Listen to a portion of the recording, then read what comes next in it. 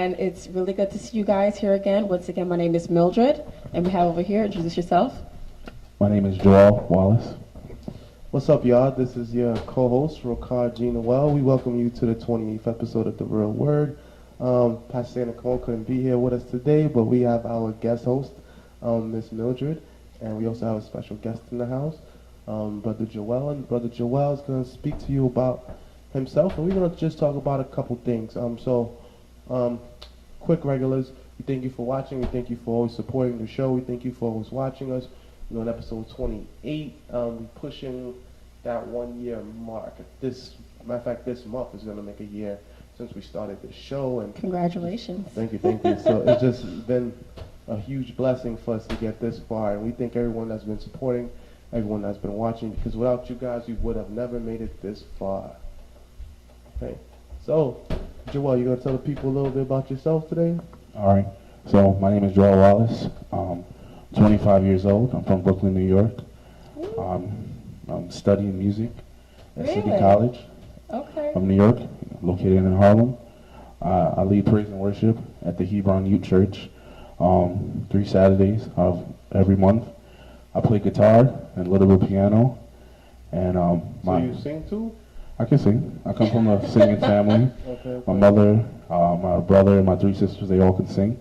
My father, unfortunately, can't sing. I've been playing guitar for about 10 years now. It'll be 10 years in October. What else about myself? Is guitar difficult to play?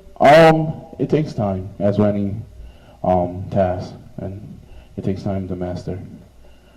Building up finger strength and building up calluses on your fingertips. I have a quick question because I'm really interested. I don't know if Rickard told you about me, but I studied music at Hunter as well. Cool. Yeah, so that's pretty cool. So do you read music? Or are you classically trained in the guitar? Like, what's your background? If you gave me a sheet of music, you could give me 5 minutes, I could read it. But for the most part, I play by ear. You play by ear, okay. Yeah, so if you let me listen to something, give me 30 seconds and I could pick up the melody. Okay.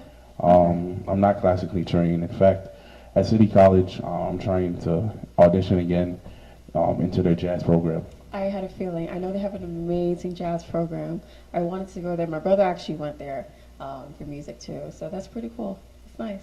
So you classically trained? I am classically trained. So what's the difference between classically trained and not being classically trained? Because I don't know the difference. Well, for the most part, those who are classically trained definitely know how to read music, and they know like a lot about theory.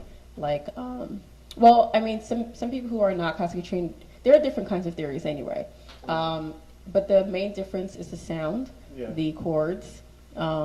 So it's kind of like, I don't want to go too into it because not everyone understands. But pretty much, when you go to church, if you're singing hymns, it sounds differently than some of the contemporary gospel music that you listen to. So you can clearly see differences. That will be an example of what's the difference between like classical and jazz and the style of music you play. So a lot of times, like if someone tells me, hey, can you play this by ear for me? I'm like, okay, I can do my best. But I mostly feel comfortable playing by ear for like hit songs, like that has like simple chord progressions. But for the most part, yeah, I can play by ear, but classically trained, sometimes you have your limitations because you can't just play random songs for people that majority of us know or sing. But yeah, so it's nice to be, well acquainted with both, I would say. Okay, I understand now. Like if someone was to come, let's say with like a rap song or like one that has a simple melody, it'll be harder for you to play it since you're more so classical trained. Yeah, but it depends on also how simple it is. Okay. Because you do learn in like some musicianship classes and stuff like that, like how to you expect certain, you expect certain chords to go somewhere, so majority of hip hop R&B songs will go like 1, 4, 5, right? Yeah, kind of sort of. I mean, yeah. You could put a 2 in there, whatever, but but for the most part, I can probably do like simple melodies, but have someone who's like, like trained in jazz, like they'll take the piano and they'll make it sound like it's a different instrument, which is crazy to me. So I like when people are well acquainted with like different styles of music. So, yeah. Yeah, so cool. So what made you study music? The both of you guys, since you guys have that in common. So I guess. Okay, you go first. Yeah, let's hear this. All right. I originally wasn't studying music. I attended Andrews University, located in Berry Springs, Michigan, from 2010 to 2015. Unfortunately, I didn't finish. And I was studying computer science when I got there, but I changed my major to theology. But I've always been interested in music. I was playing music before then. And my goal and ambition is to be a worship/youth pastor somewhere on this planet in the next 10 years. So music was always a natural part of me, just a natural extension, and I wanted the education part so I could have verification that I have the skills to take me, to open up, it's just a key to open up a door. That's all it is. So what made you want to become a pastor? Because I know a lot of people, there's a saying, it said that many are called but few are chosen. Do you believe that? Because I guess some people, all right, for example, I'll use myself as an example. As in, like, I preach sometimes, right? Ironically, I say I preach sometimes. I probably got like 15 sermons by now. But it was, I can't say it was by mistake, because God doesn't make mistakes. But at the same time, when I sit back and think, would I want to go to school and spend all this money to be a poor righteous teacher? Is that what I really want to do? So I asked myself that question, because the Bible, okay, it's like learning anything in school, right? Say, for example, I went to school, like me, perfect example, I went to school for law, right? I ended up working social services right now. So, not necessarily do you got to go to school for theology to be a good preacher, because there's people that went to school for theology that's not good pastors, I feel like. And I feel like some people are pastors and some people are preachers and some people are teachers too. So how do you feel about that? Well, ministry isn't limited to those who hold a title. The purpose of education is to broaden the little that you know and expand what you don't know. And combined with limited resources, it seems like a foolish decision to just spend money if you're not sure about it. But if God has called you to make a decision, it is a possibility that one could become a pastor. But they're not limited to becoming a pastor to do ministry. So, as I mentioned in the New Testament, Christians are called a body of believers, and just like the body, there are different roles and different functions for each body part, but they all need to function in harmony in order to be a body that works. And you don't have to preach to be a minister, but preaching and, as you mentioned, teaching is just one aspect of ministry. Sharing and communicating the word and open so that the word can be broken and understood by common folk. Not to say that common folk can't understand it, but it's you're more likely to trust someone who studied than someone who hasn't studied. So. Okay. And, so do you feel like you were called, or do you feel like you were chosen? What's the best way to put this? I always felt an inclining. I'll say that. That's a good word. So calling? I'll say inclining. To do ministry. I always found joy in doing ministry. Just any aspect of ministry. I just like helping people. Yeah.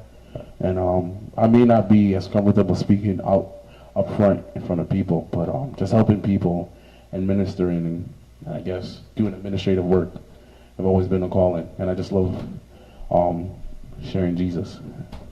So I'm glad you're asking those questions, because it kind of piggybacks to what you were saying before, like, why do we choose music? For me personally, I started playing the piano from the age of about 6 or 7 years old, and I had quit about 2 or 3 times because I was a good pianist, but I felt like it was being pushed down my throat, and I didn't feel like I could be a kid because I had to practice the piano for the choir while all the kids were having fun.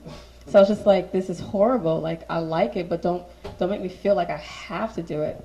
So I went to college. I went to orientation at Hunter, and I saw this pianist play, and it was amazing. And I said, you know what, I'm going to minor in music, and I'm going to do, I'm going to take the pre-med, track or whatever. I was always telling myself I was going to be a pediatrician, and all that great stuff.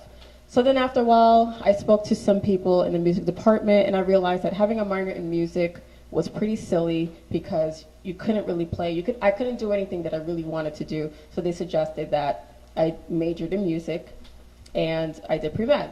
So then I was like, okay, cool.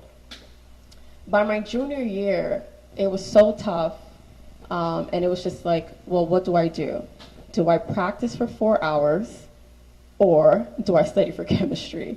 And it's like, it's the weirdest thing, and to some people it might seem very clear. Chemistry is harder. Oh, no. When you have a performance to do, like the next day or the next week, 4 hours sometimes of practicing is nothing, because there's a lot of intense work that goes into performance. After a while, I felt like I had the calling to do music. Now, I don't know about you guys, but even if you feel like there may be a calling, it still doesn't make life easier. Yeah. You know what I'm saying? Like, a lot of people are like, God, show me the way. Let your will be done. He shows you the way, and you're like, nah. You know what I'm saying? Like, you have to think about so many things, like what so many people are going to say.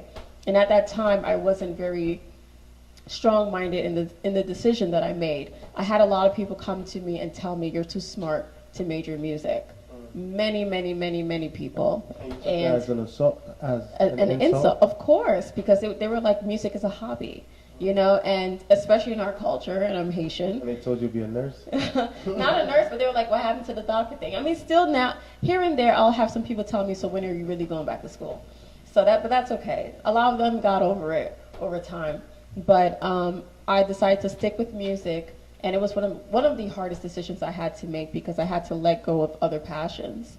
Like what? Like I love the sciences. I loved math. And so those are some of the things, like I was a music major, but then I was like I think I took up to like Calc 3. What music major needs Calc 3? You know what I'm saying? I was just like, so it's kind of like I felt like I kind of wasted time. But at the end of the day, I chose music, and a lot of people weren't happy about it when I graduated. But over time, like now I have like my music school, so it's like, okay, Mildred, I guess you weren't too bad, you know what I'm saying? And sometimes I guess when you don't see the full picture right then and there, it's very difficult to make that decision. And I'm still working on that calling, and I'm still sometimes asking myself, was I called, or did I just say that to myself? Because it's a very, very difficult process. But yeah, so I chose music because of passion, and I felt like, that's what God wanted me to do, even though I question it sometimes. So how did you get the idea to start, I guess, your music school? That's the question. Okay, so I don't know if she's watching. There's this lady named Carlins that goes to my church, and from about the age of 18 or maybe 17, she was asking me to teach her children how to play. And I kept telling her no. Like, stop asking me. I'm not skilled. And she was like, yes, you are, you work with the kids all the time. But I'm like, just because you see me play doesn't mean I know how to teach. Yeah. So then it took me about 2 years to tell her yes. And I charged her like a penny pretty much. Because I was just like, I'm not sure what I'm doing. Like, those were like my trial, people. And over time, I got another student. And I'm like, why you guys keep trusting me with y'all kids? Like, I don't know. So then I guess, when I went to Hunter, and I started taking the music classes, and I started learning and, having mentors and stuff like that, I was like, okay, so I understand the process. I understand which books they need. And now it's been about like 10 or 11 years that I've been teaching. And I mean, I've grown so much. And it was just like after I just got a number of students, it just came upon me. And I was just like, you know what, I think I need to start a music school. Probably after like my 20th student though. Yeah. Yeah, and now I have about like 45 or so. So I'm praying that it's growing, Is there a physical place where the school is? That is what I'm working towards, and it's very difficult. But that will be the next step. Yeah, absolutely. Why is it difficult finding a physical location? It's difficult to find a physical location because, well, for starters, There's no one in my family who was a business major. There's no one in my family who necessarily ran a business, and I can look at them and say, hey, Dad, I learned this from you growing up, from going to your shop or whatever. No, like the majority of the things that I'm doing, it's really from my own experiences, which sometimes make things go even longer, and the steps are even more difficult. And it's kind of like, well, you have to pay the rent, so you have to be cognizant of the fact that, like, are you ready for that step? You don't want to take on a project not being sure that you're able to continue. No one wants to start a business, no one wants to open a shop and it has to close down a year from now. So you have to be very wise and not just jump into anything, you know? So I want to make sure that I feel ready, although sometimes you'll never be 100% ready, which I need to work on, but I need to feel ready enough that I can take on that step. And you know, I spoke to some bankers and stuff like that, but it's a lot that goes on in the process, and you know, because it's not just a building. You know, you need your security cameras. It's a lot of money. It's a big investment to make, and you want to make sure that you're making a wise decision at the right time. So currently, right now, where do you teach your students? Currently, right now, I teach my students at my church. So I thank my church for being, you know, supportive. Because they didn't have to. What church is that? It's at Jerusalem Church, French Jerusalem Church, which is in Brooklyn, on East 28th Street. Shout out to French Jerusalem. Shout out to French Jerusalem. And in addition to, we're having a free summer camp actually that's starting next week. Yeah, if you want to register by July 3rd. You can go on my page and you'll see it. But yeah. And what's the age requirements? The age is from the ages of 5 to 12.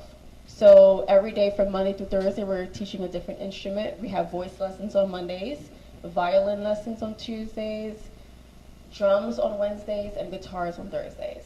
So it's a free program. So if you know anyone who's between the ages of 5 and 12 and they have nothing to do for the summer, we want to occupy our kids, right? Want to make sure they're not always on their phone, so they can come. And it's from the hours of 4 to 6 p.m. starting next week up until August 31st. So it's more so like an after school, like 4 to 6 p.m.? Yeah, like a music camp, summer camp thing, yeah. Yeah, that's dope, that's dope. What about you, in regards to music, right? That's a good question. How can you include music into your ministry? Because I would guess that you were somewhat of a musician before. All right, so I just want to do a small commercial break. That's really, I want to say thank you for sharing your story. Because I could see how someone could be discouraged, especially for those who may not have the appreciation for music, discourage someone to not reach their goals. So I want to thank you for doing that. So to answer your question, how can I incorporate music into ministry? So when I went up to Andrews, the only thing I did was play guitar, and I wrote one song. By the time I left, I started a ministry on campus with a couple of friends of mine, and in that ministry, it was called AUAY. I created a game based on the one TV show hosted by Wayne Brady called Don't Forget the Lyrics. Do you know what Don't Forget the Lyrics is? Yeah, I think so.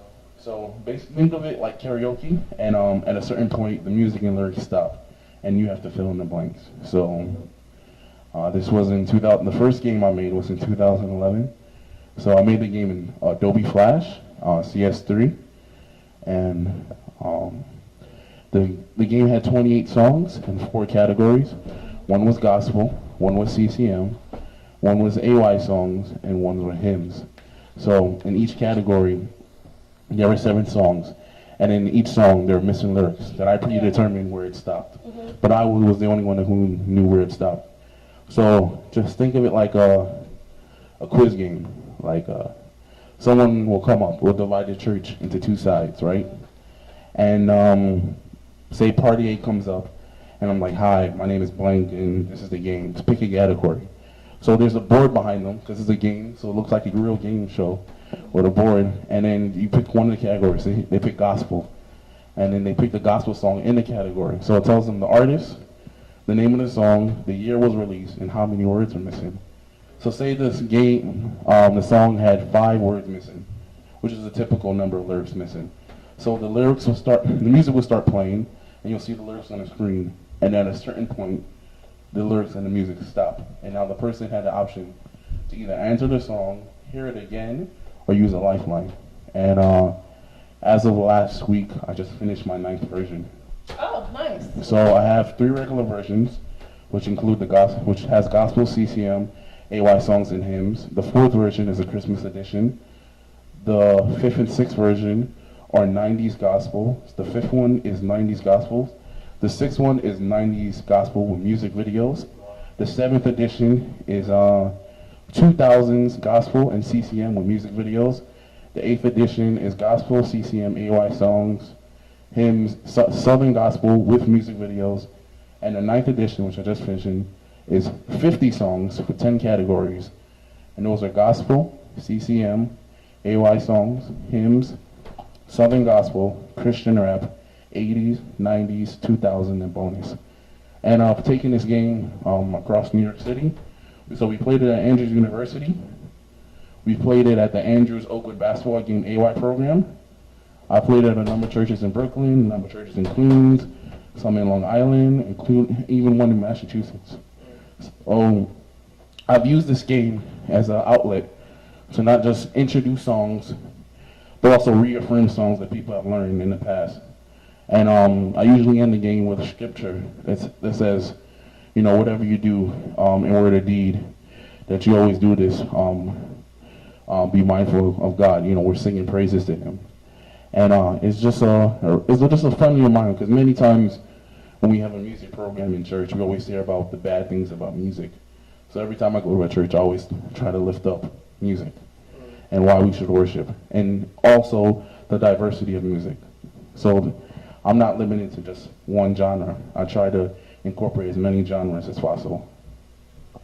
So why do you guys think that certain times they try to demonize music in church?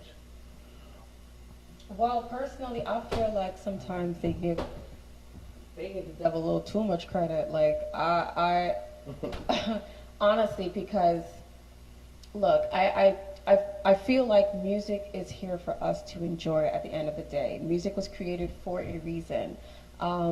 I feel like sometimes as Christians or as SDAs or whatever denomination you're in, a lot of times the conservatives, I feel like they limit too much of what it is that God created, and I don't know how fair that is. I do believe that we should restrict ourselves from listening to certain music, dependent on the lyrics, you know, or whatever. But I feel like a lot of the times they demonize music because of their upbringing. And if they were involved in certain things that involve music that sounded maybe similar, then it probably has a different meaning to them. So me growing up here in the States, I don't connect the same way to music as someone else will. And you know, and that's the power of music. Everyone kind of connects differently, and music speaks to you in a language that you understand. So I think a lot of them demonize it because of the way of the practices that were done back in their home. So yeah. What do you think, Joel?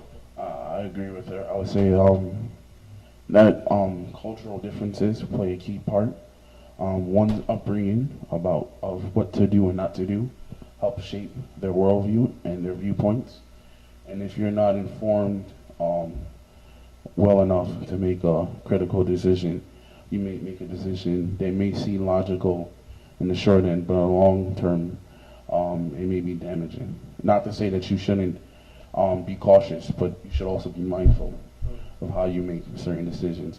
And as mentioned, music is a very large part of culture. If you talk about cultural identifiers such as music, clothing, food, and dance, if you want to talk about a people's culture, you usually mention those 4 things. Yeah, of course. So, But how about you, Rickard? I don't know if you play any instruments, do you? Or did you start to learn? I know a lot of people started piano or something. Come on, Rickard. Yeah, you know, growing up Haitian, I had this father. I guess he wanted to make us all piano players, like you said. When your parents force you to do something, it's not fun anymore. So he used to bring us to this Sunday pastor's house. And this guy had like 3 pianos in his house, maybe like 3 pianos and 2 keyboards. And we were each in the room, and he taught us how to play. I learned how to play Jingle Bells, but in the book they call it Crunchy Flakes. Crunchy Flakes, Crunchy Flakes.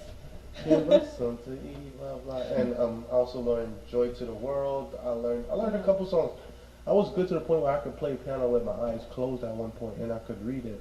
But I used to read it like numbers, like 1, 2, 3. I am not a fan of that, but okay. Yeah, and then I switched it to. He taught us numbers first, then he switched us to the letters, like C clef, start with the C clef, and what was the other one? E? Was it E? No. You mean treble and bass clef? Well, some people call it C clef. I don't know how or where they got that from, but I think but yeah. that's the one that you start off with your thumb, right? Yeah, so it's kind of like using C, D, E, F, G, hand position, all that stuff. So that's how I would learn it. I would learn it 1, 2, 3, 4, 5. Then I would learn it A, B, C, D, and then I learned that you just gotta skip for each hand, and sometimes you can start on the 3 keys, sometimes you start on the 2 keys. Oh, you guys would know the names better than I do. Mercy, yeah, cause yeah. So after a while, like we even had a piano in our house growing up. Yes. We had a decent, nice one too. I know that they're very heavy. As a matter of fact, I spoke to a guy the other day who's moving, and he wanted to donate a baby grand piano. Very nice. I wish I knew. Yeah, if I had, Come on, Rickard. As a matter of fact, I asked him for it. He was going to give it to me, but I had to call his movers to bring it to me, and I was thinking about putting it in my place, but I don't think I got space for a baby grand piano. But other than that, like... What made you stop?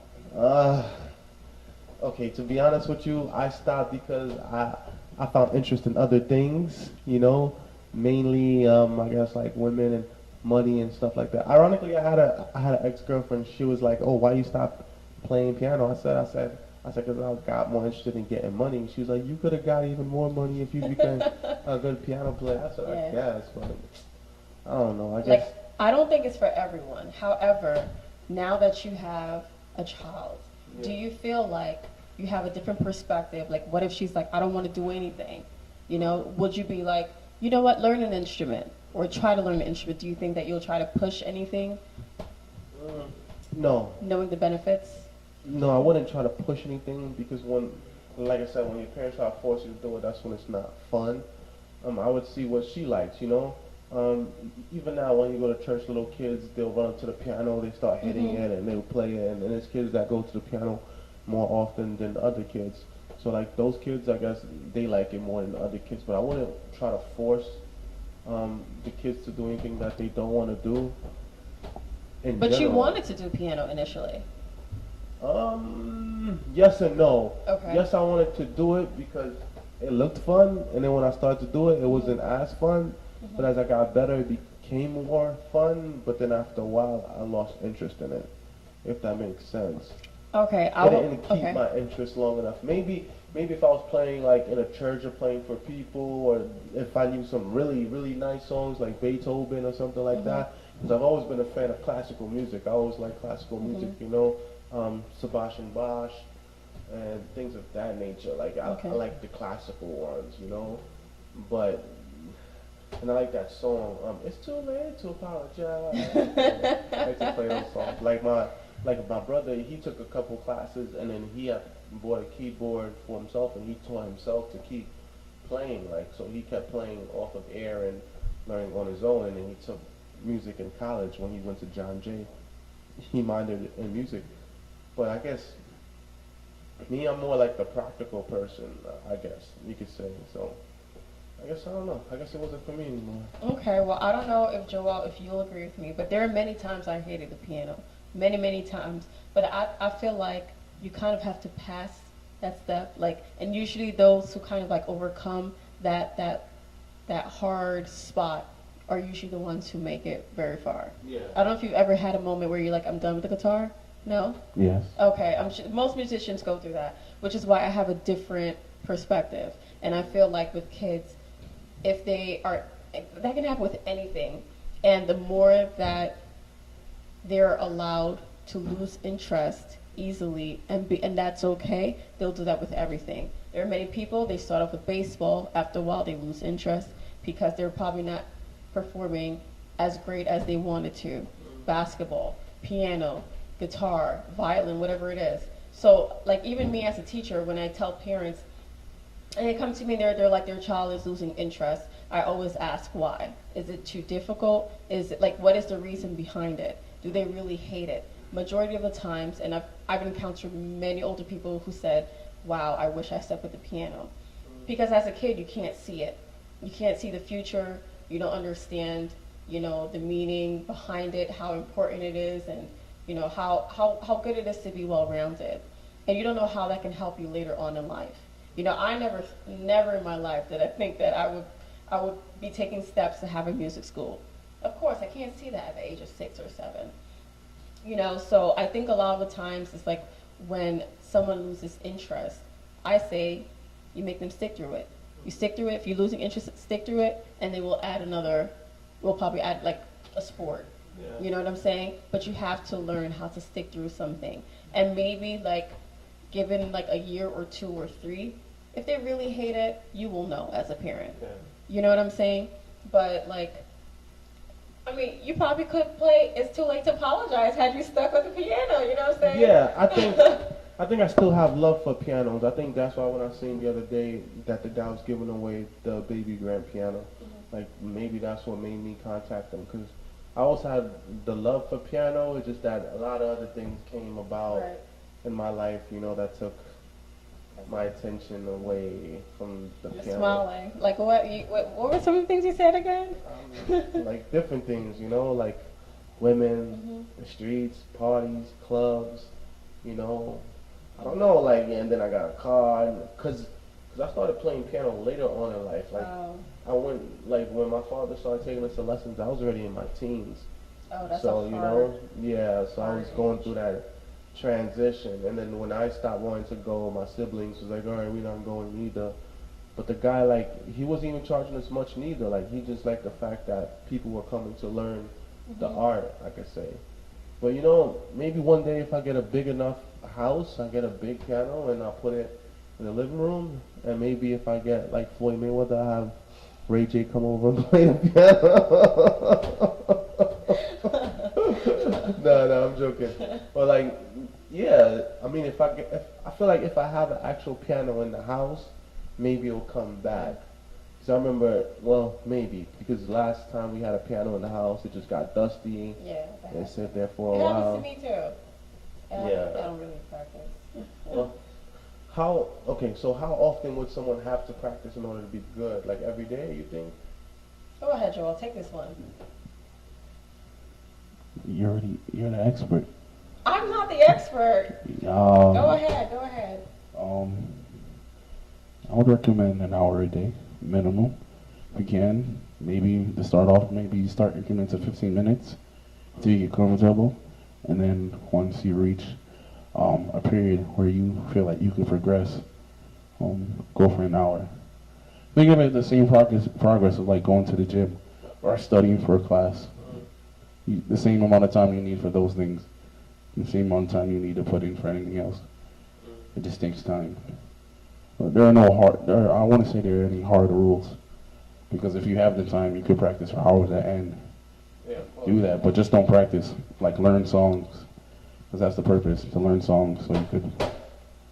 Yeah, I guess the hardest thing would be commitment, and I think no matter what you do, commitment and persistence are the 2 things that you really, really need to achieve anything. Whether it's learning an instrument, whether it's going to the gym, it's been 3 weeks I haven't been to the gym, and I'm really feeling bad about it. And now that it's really hot outside, it's even harder. But it's just going outside. I go outside every day. Why can't I just walk a little further to the gym? Yeah. You know what I'm saying? It's so difficult. So I feel like you just need to say, I'm going to do this, and this is going to happen. Same way you're I'm going to have a talk show, and it's happening. Come on now, Rickard. Whatever it is that you really want, I always say that. Whatever it is that you really, really want to do, you will do it. Yeah, of course. I mean, same thing with me. I haven't been to the gym in 2.5 weeks, or going on 3 at one point, and I woke up 5 o'clock this morning, and I went for an hour. No, I went for an hour and a half today, and then. But I feel like all those things are hard to do, and I feel like the more things that I do, the harder everything becomes to do. But like I said, when we get that big house, I'll put the baby grand piano right there in the living room by the window, and I'll put on the black tux and I'll play. Like a man. I hear you. I hear you. I hear you. I hear you. I'm like da da da da da da da. Yeah, like I always wanted to play those cool classical songs, like when people come over and I just start playing like a madman, and then you know. You watch too much movies. Yeah, maybe. It ain't that simple. Like a madman. I don't know. Everybody just claps afterwards, and then I grab a glass of wine, like take a bow, like okay. No, but I hear you. I hear you. And a lot of times people have these expectations, but just make sure you work hard for them because it takes a lot of work, man. Yeah, it takes a lot of work. Yeah. But besides that, what other commitments you guys have ever wanted, you know, growing up or whatever, and it's like you feel like you probably still have a chance to do it now? Still have a chance. Or maybe you'll live through your child or something, you know?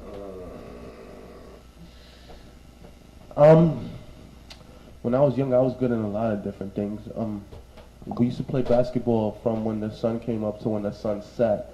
And I remember it was only me and this other kid on the block that could dunk, and we used to dunk on the other kids. So like in basketball, I was decent. Football, I was real good. But then growing up, majority of the football games were on Saturdays. So then, and then my older sister told my mom that football is dangerous and not to let me play and blah, blah, blah. Well, football is technically dangerous, but still, like I was real good and I didn't get to play football, which was kind of a regret because it caused me not to go out of state for college because I wanted to play college football too. Like I wanted to go to Buffalo BU or BS, one of the two, had a D1 school. And surprisingly enough, I found out this year that Staten Island has a school that has a D1 football team. If I knew that, like, I would have went there. But yeah, like I kind of gave up on that dream of going out of state or going to a D1 school to play football. And you know, I could have went on scholarship, but then I stayed locally, and I graduated with no student debt, which was a good thing. But then I ended up doing something real practical. I guess I went the safe route up until this point, I guess, where like I have the cushion to do other things that I want to do. But other than that, like when I was younger, I used to rap too. I still rap sometimes. I do poetry. I might drop it underneath a caption or on Facebook. Nothing serious, but I never really pursued that career neither. A lot of different things. That's why I say like a jack of all trades, a master of none. And I was hearing something today from some older gentleman, and he was saying, as a boy, it's good to have a man in your life because as a boy, especially if you're a genius, he said that you're going to be good at a lot of different things. It's like everything that you touch is going to be good, and people are going to look at you like, how's this guy doing all this stuff? And to you, it's going to be like nothing. But then you're going to keep switching all the time because you think that you could touch every single thing because a boy has so much energy, especially when he has testosterone on top of that. He feels like he's on top of the world and nothing can break him. But if a boy has a man in his life, that man will guide him, and with that guidance, he'll help him to focus. If he focus on one thing instead of a lot of different things, he'll be great at that one thing. And he's like, that's why it's very important for a man to be in the life of a boy. He said most boys, they probably suffer from ADHD and they just run around and they do whatever, they touch everything. And if you look at a boy, he does that with almost everything, from sports to clothes to shoes to even women at some point in his life, cars, everything, you know? You just want it all. Yeah, like I remember when I was in college and I was like transitioning through relationships, like I was trying to close out one, but I had already started another one. And then my dad, you know, stuff like this make me uneasy. You already know. This is what everybody been waiting for, to turn up. so my dad, like, he had this talk with me, and then. What did he tell you? Tell me. My dad and I, we never really had a discussion about women, but like he used to see my ex and my current come in and out the house at that time. So he came to me one time in my room and he was like, listen, I have 2 daughters. And I said, all right. He said, be a man, make a decision, pick one. You can't have both. And did you listen? Yeah. Not right away? Eventually I did. I mean... How long did it take you to transition? A few months? It was kind of sticky because the previous girl was kind of crazy, so she was like a stalker. Oh no! So like she kind of moved into my neighborhood and kind of went to the same college as me, so she was kind of hard to get rid of. Yeah. So who made her crazy? Just asking. You don't have to answer. I don't know. It could have been a lot of contributing factors, but yeah, she used to say she needed math tutoring and. Ironically, I wasn't even that good in math, but yeah. You have endless stories. I love it. So yeah, but yeah, my dad told me to just pick one and be a man, and I think that helps you a lot in life. You know, when you focused on a lot of different things, when you just focus on one thing, then you're great at it. When you get older, then it's easier to multitask. Like right now. I'm multitasking. By the glory of God, I'm working on a better me. But I'm glad you're talking about like the importance of having a father in your life. I think for both females and for both males, it's just as important. I mean, sometimes you see the effects vividly, you know, like when a female has yet to have a father in her life. I wonder though, here's my question. If a guy is interested in a girl, right? Or maybe even if there's no interest, can a guy pick up that she doesn't have a strong father figure? Yes, no? You've been quiet, Joel. You want to answer, Joel? Or you want me to go first? You go first. I'll piggyback on what you have to say. Okay, I've dated and girls, do you guys take advantage of that? Right? Okay, I've dated girls with fathers and girls without fathers. I would say that girls with fathers, eventually the father will confront you or you'll end up in a confrontation with the father. Like that used to happen to me a lot. Like the ones that don't have fathers, it's like it could go either two ways. Well, because some girls that have fathers, they have daddy issues too. So like it could go either way. They're either very clingy or either they love you really fast, as in okay, this guy's showing me love, oh I love him, or they show barely to no emotion. So it's either a lot of emotion or no emotion. And do you think you think that is in reference to, or it plays a role with whether or not their father is there, or do you think that's just women generally speaking? I think it has a lot to do with the father because they're searching for love from a male, and depending on how they saw love in the home or the lack of love, they would know how to receive it and what to do with it. Perfect example, now that I have a daughter, when I come in the house and say for example my wife is holding my daughter will look at me and she'll go she'll have this funny look on her face and she starts laughing. And then I start laughing with her, and sometimes my mother just sucks her teeth and gives her to me, and then me and her start playing, and then I'm like, what are you doing? What are you doing? And then she'll look at me, and then she just starts laughing, and I'm like, I'm starting to laugh. But a lot of the things you do with a baby, you realize when you get older, you do it with the opposite sex too, as well. Like when I hold my child, I hold her, say for example, if I'm sitting down, she'll lay on my chest, right? And then I'll kiss her on the forehead. When I had girlfriends, the same thing. I'll have my arm around them, they'll have their head on my chest, and I'll kiss their forehead. So you mean they're looking for a similar affection? Yeah, it's a similar affection. Just like how when a guy has a girlfriend, he calls her baby, yo baby, or now they change it to babe now.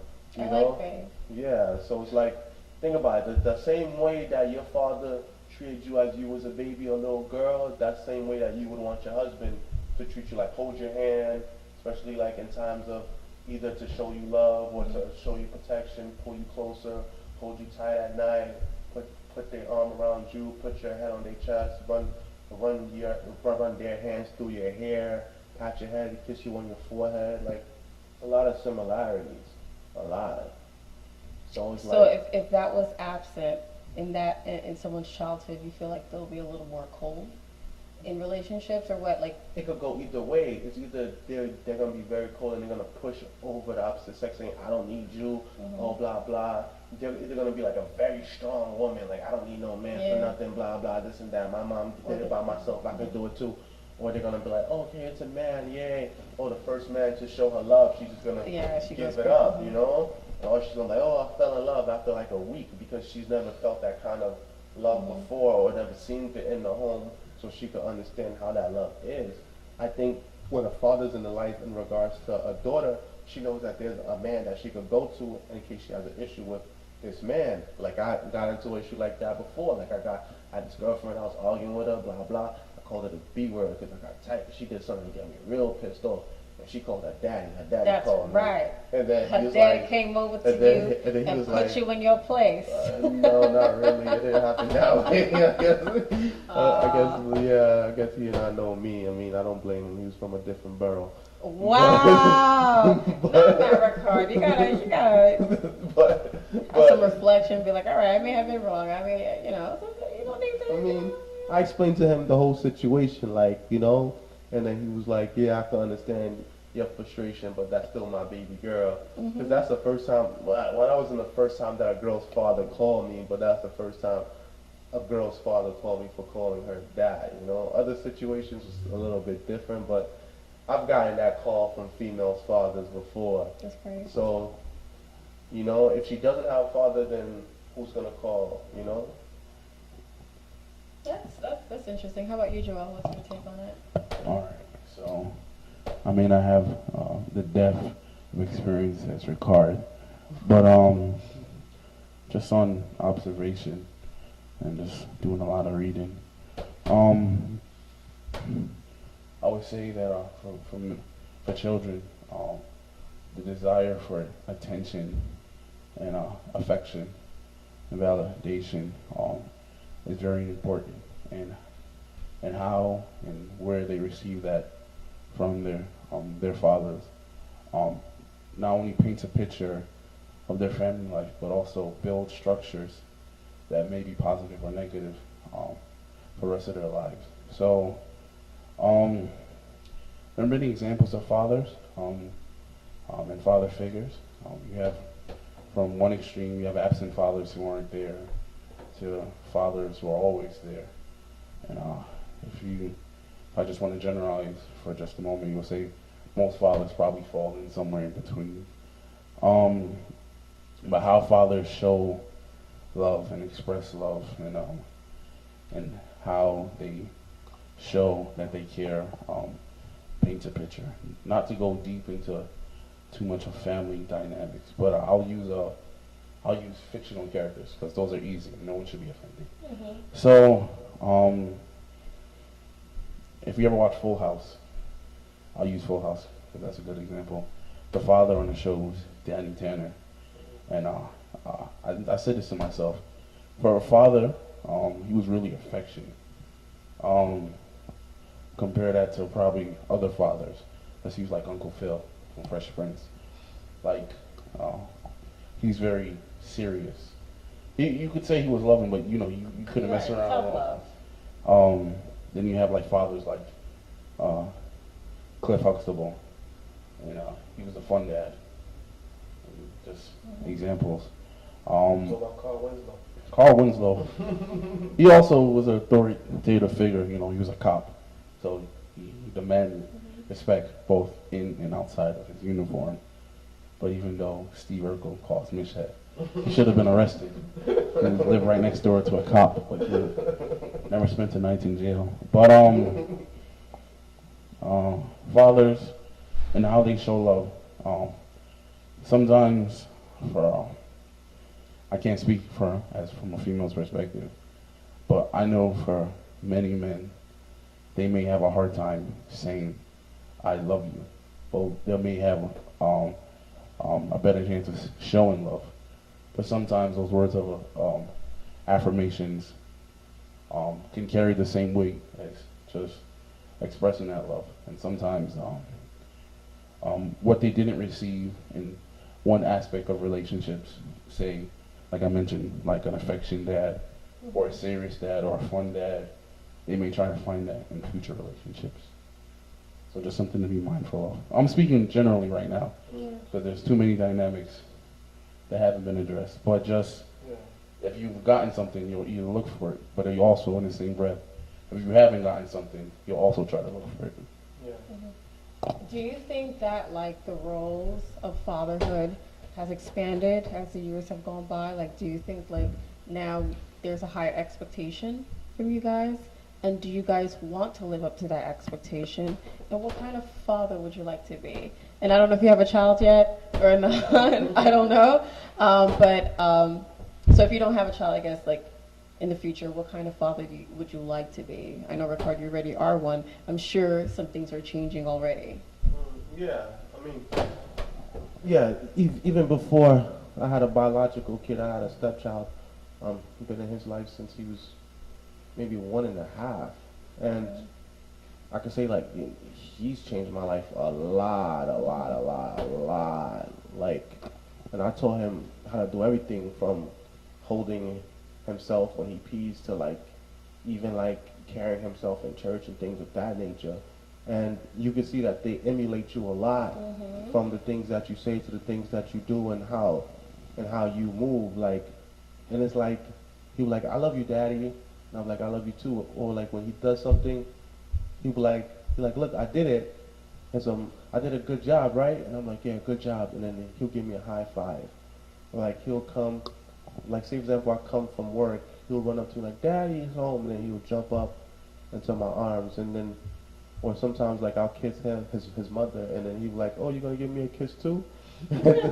Like stuff like that. Or like we'll go to the park and like he'll play, I'll push him on the swings, and then sometimes I'll be the only father there, and then other kids will come, and before I know I'll be pushing like 5 kids, and I'm like, where these kids coming from? Dad duty. So it's like, yeah, like, and then like, because there isn't a lot of fathers. Like growing up in my neighborhood, on the block, it was probably only 3 fathers, exactly 3 fathers that I know, and no, I would say 4 fathers. 1 died, 1 left. Well, 2 of them left technically, and it was only 2 left. My father and my other neighbor's father, and 1 father was in jail. So it was only 2 fathers that ended up staying on the block. My father and my neighbor's father, and my dad. Like he was so strict on me that the other kids were scared. They was like, "Oh, you gonna stay away from this guy?" But like my dad, like he always told me 2 things. He always said, finish school and don't get anybody's daughter pregnant before you finish school. So those were the 2 advices that he gave me mostly. That was it. Just don't get anyone's daughter pregnant before you finish school and finish school. But even now, like, as I got older, my relationship with my father got better. Because when I was younger, like, I used to rebel, and then we used to get into verbal and physical altercations growing up. Like, so like, even yesterday I went by his house, and then we brought the kids over, and then to see my dad playing with my daughter, and he's making like baby noises, like that's a side of him that I've never seen, because my dad did not really say I love you growing up, because he's like the traditional Haitian, like real rough. So like now with my son, he's always saying I love you, Daddy. I love you, Daddy. It's different now for me. And even now, like when I'm hanging out with my mentors, with other gentlemen, and like, oh, I love you, bro. Like, it's hard for me to say it back to them. It's easier for me to say it to the kids and to my wife than it is for me to say it to, like, other men that's not related to me. Because it was so hard growing up, like, I didn't hear it from my father. So, like I picked up a lot of his traits, like being tough, like, stuff of that nature, not being able to show love that easily, you know? And that's why, like, I always tell my wife, like my father raised me tough, so therefore, like, I would need a woman that's, like, affectionate to, like, I guess, hold my hand through affection. But the kids have helped me to show affection better, like, and growing up with a lot of single mothers on my block, like, and I was, like, I wasn't the oldest, but, like, I was a leader, sort of, what, because a lot of kids used to follow me, and a lot of those kids that followed me, they didn't have fathers. And like, one thing I used to say growing up, I used to like, from baby mamas having sons, God bless me with soldiers, because I had a whole little gang of them, and it was a whole bunch of them, and most of them did not have fathers. And the way we grew up into the way we are now, I could see that it did have an impact on them a lot. Like even one of my friends, recently I was speaking to him, and he was like, yo, my life is messed up, and it's crazy because we grew up on the same block. I'm supposed to be where you at. And then he was like, the other day, I went out drinking with my father, went to a bar, and I'm like, Dad, it's all your fault. It's your fault that my life is like this, because you messed up, so I end up a mess up. And then he was like, I said, so what your father said? He was like, he just shook his head and laughed. Like, it was like, he probably knew it was true, but like, there's nothing else he could have really did at that point. I said, yeah, true, but as much as you saying that like, your life as a result of your father's life, there's people that lived a similar life that broke that cycle. So like, they debunk your excuse to be the person that you are. But, and then I know kids that had fathers that still were lazy, you know, and some of their fathers was passive with them, like, yeah, it's whatever, do what you want. And like I said, like, those kids had no focus. Like, I had a kid like that, the same kid who was the other kid that had the father on the block. One day he was a mechanic, next day he was a model, next day he was an actor, next day he was a comedian, next day he was working here, he's working there, he's working there. Until this point, he hasn't really, he's older than me, and he hasn't stabled his life, and he's still at home now, you know. So I've seen the different areas and the different outcomes of having a father versus not having a father. Okay. Like I said, to piggyback off what Rickard just said, so my father, I don't recall him ever saying the words, I love you. It's not that he wasn't loving, he just never said those words. And there was never a need for him to say it, because like, you know it in the back of your head, because the way he showed it. I remember growing up, when I was just a little boy, he used to make me airplanes every time he used to come home. He used to take me and my sisters to the park every day in the summer. And I can imagine, coming home, work from tired, but still taking the kids out to the park. He made sure we always had worship every night, and took us everywhere, even though he may complain. He showed love in his actions. That's how he showed love. And like Rickard said, sometimes it's difficult to say those words. It's easy to show it, because I love to help, I love to give, I love to share, but just to say those words, I'm like, that carries so much weight. But I could showing it, that's easy. My father, I would say he's a significant part of my life. He just, he helped mold me, obviously. But, the advice, he always told me to always be reading and always be prepared. And I always take those two things with me, to always be learning, and always to every task I have to do, to always be ready to get it done. To build off of that, I know family dynamics have really changed since when my father was a child and when I was a child. And I would say for those dynamics now, I don't want to say there's total flexibility, because you would have, whoever my wife would be, you would have to work out the arrangements of how the household will be run. But there'll be, for the most part, dynamics of how a household can be run have drastically changed. So how one raised a child and the responsibilities, whether it be cooking or cleaning or discipline, or just like I mentioned, taking them to the park. It's open, and there's, not to say there aren't any soft or fast rules, but there's more flexibility of how you could parent, if that makes any sense. Well, I mean, I agree. I think that, like, my father growing up and my future husband will see fatherhood very differently. My father was the type, of course, he's not really like the I love you. It's probably considered weak. I don't know. It was just not him. But he would probably call us like 5:30 in the morning, and it's like you're on the phone and you're like upset because he messed up your sleep, and all he's saying is, it's raining outside, be sure to bring your umbrella when you go to school. And at first, used to be like, well, duh, like I can check the weather app on my phone, or like I can clearly see it's raining. But I don't know. I guess that's probably one of the few ways that he wanted to show that he cared, you know. Or if it's snowing, or if there's a blizzard, everyone knows there's a blizzard, but he's still gonna call and be like, "There's a blizzard," like it's not known. But I feel like my husband, he'll probably feel differently because in this environment, in this day and age, it's kind of like, I think that you guys are able to see more like the effects of saying I love you, or to be, you know, affectionate with kids.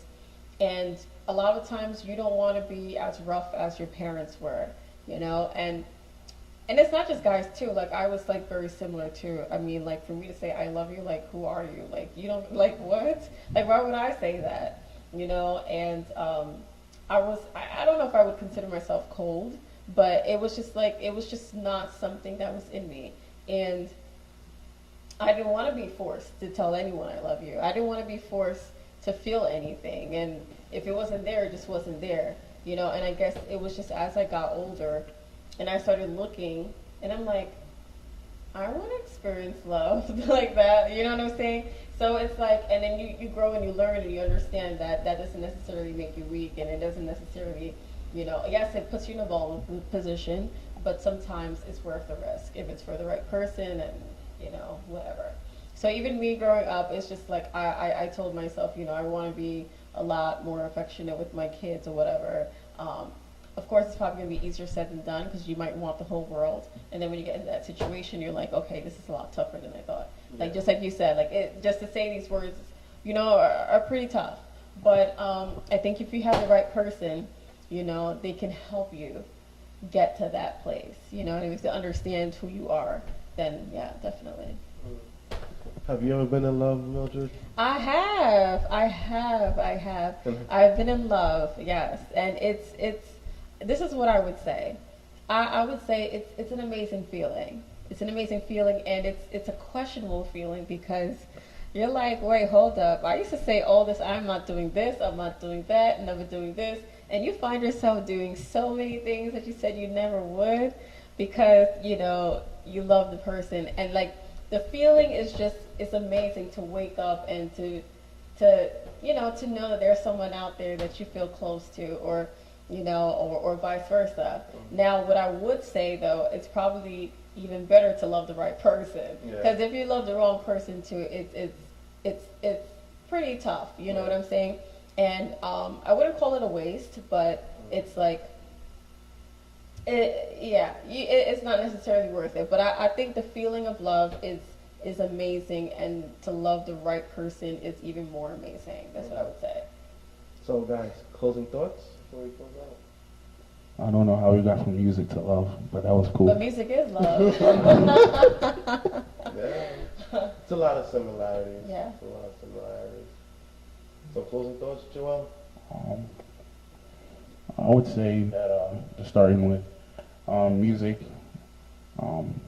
just like any other language, if you want to appreciate it, you'll have to learn it. And once you learn it, once you learn how to speak the language, you can express yourself freely. And when it comes to, I guess, fatherhood and love and all that stuff, it's the same thing.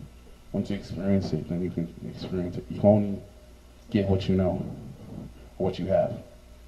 So if you put in the work, or you take the time, then you can share it back. Okay, that's a good comparison. I would say for my closing thoughts, that you have to have that connection with God and find your calling, you know. And a lot of the times you try to run away, or we don't understand, or we listen to other people, but you have to listen to what He tells you, and you go that route. And sometimes, you know, in life we want to do things, but you know, a lot of the time, you know, no one remembers an almost person, or like, you know, I almost created the light bulb, I almost went to the moon, I almost created, you know, Microsoft Word. No one cares about that. Everyone cares about the one who did it. You know what I'm saying? So if there's something that you want to do in life, be committed to it. You know, go through with it. You know, if you want to be an amazing musician, commit to it. I know sometimes, follow your passions, follow your dreams. Like, look at Rickard, look where he is right now. You know what I'm saying? Continue, go forth with it. And with love, like, don't limit yourself because you learned a certain kind of love, Go after, the love that you wanted when you were young, and give that to your family, give that to your child, and experience all that it has, and music is love, and come to my summer camp. Tell them the information for summer camp. Already did, but I can probably post something on the comments or whatever, maybe like a flyer. I forgot to say, shout out to Sanders and Patrick Legan, Sanders, Cameau, my co-host, and shout out to the whole Funerals Don't Count. This past Saturday, we were able to donate clothes and toiletries to the women at the homeless shelter, and also to, we donated to several shelters. The women's shelter, the gathering place, and the family shelter. So shout out to Jordan River, because the clothes that we donated were clothes that were donated by the church into the church. So it's all about reciprocity, like giving, and it'll come back to you in one way or another, especially when you're doing positive things.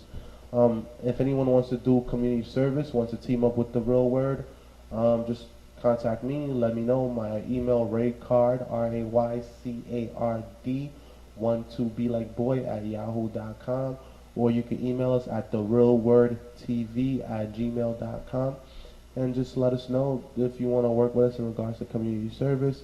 I thank my guest, Mildred, for always being here with us, for the fill-in for Sanders, and also being a regular now, She's working her way in. Eventually she's going to have a chair, don't worry, guys. And shout out to Joel for coming through. We had 2 musicians on today, and shout out to music. Always listen to the music in your heart. Ironically, your heart beats to a rhythm, and everybody's heart beats to the rhythm of his own drum. And when you find that right person, you can make sweet music together, and that music Where you get that from? Okay. And that music will make a beautiful song that hopefully lasts for the rest of your life. Yes. So absolutely. That's my closing word. Joel, you can close out with the prayer. Okay. Go ahead.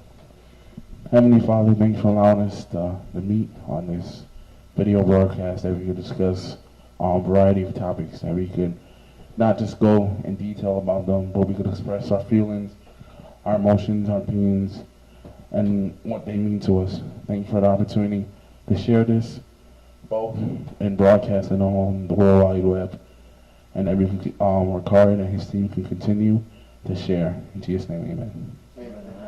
So thank you for watching The Real Word. We'll be back here next week. Oh, check us out Thursday at 4 on television. I forget the channels, but I'll tell you later. And you can subscribe to our YouTube channel, The Real Word TV on YouTube, and we'll be back Monday live, 7:38. Thank you for watching, and good night, people. Take care. Good night. Bye.